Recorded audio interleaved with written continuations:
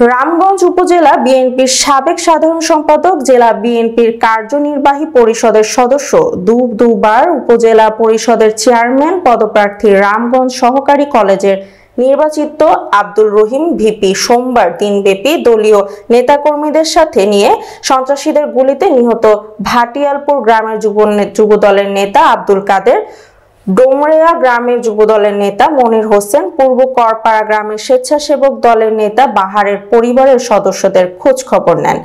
পরে শ্রীপুর গ্রামের খান মোহাম্মদ বাড়িতে দুর্বৃত্তদের দেয়া আগুনে পুড়ে যাওয়া হতদরিদ্রের মনির হোসেনের বসতঘর নির্মাণ ও করপাড়া ইউনিয়নের মানুষের সাথে ঈদ শুভেচ্ছা করেন। ভিপি আব্দুল রহিম জানান, বিএনপির সিনিয়র যুগ্ম মহাসচিব তারুণ্যের অহংকার তারেক রহমানের নির্দেশে করপাড়া ইউনিয়নের অগ্নিকাণ্ডে ক্ষতিগ্রস্ত 3টি পরিবার পাশে দাঁড়িয়েছে। আমি উদ্যোগ নিয়ে তাহাদের বসতঘর নির্মাণ করে দিয়েছি। স্বৈরাচার আওয়ামী লীগ সরকারের আমলে নিহতদের পরিবারের খোঁজ খবর নিয়েছি। প্রতিটি ইউনিয়নে দলীয় নেতাকর্মী সহ সাধারণ মানুষের সাথে ঈদ শুভেচ্ছা বিনিময় করতেছি। গত রোজার আগে আর কি দুষ্কৃতিকারীরা এটা করে দেয় আর কি।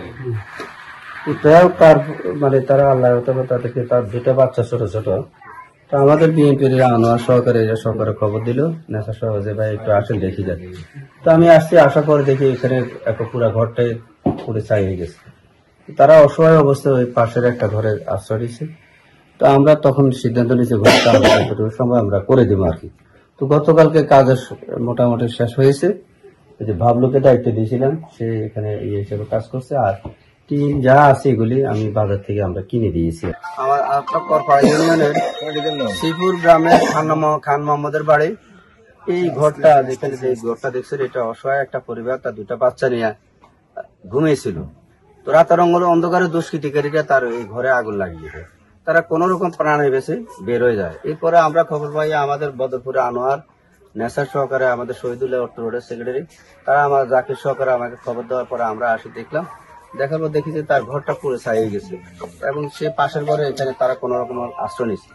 তাৎক্ষণিকভাবে আমরা সিদ্ধান্ত নিয়েছি, আমরা আমাদের নেতা বিএনপির ভারপ্রাপ্ত চেয়ারম্যান জনাব তারেক রহমান নির্দেশ কাছে রয়েছে যে অসহায় পরিবারের কাছে পাশে দাঁড়ানোর জন্য। তারই নির্দেশ সময় আমরা আমার ইউনিয়নের শ্রীপুর গ্রামের খান মোহাম্মদের বাড়ি। এই ঘরটা যেখানে যে ঘরটা দেখছেন, এটা অসহায় একটা পরিবার, তার দুটা বাচ্চা নিয়ে ঘুমিয়েছিল। তো রাতের অন্ধকারে দুষ্কৃতিকারীরা তার এই ঘরে আগুন লাগিয়ে দেয়। তারা কোন রকম প্রাণে বেঁচে বের হয়ে যায়। এরপরে আমরা খবর পাই আমাদের বদরপুরে আনোয়ার নেশার সহকারে আমাদের শহীদুল্লাহ অর্থ রোডের সেক্রেটারি, তারা আমার জাকির সহকারে আমাকে খবর দেওয়ার পরে আমরা আসি দেখলাম।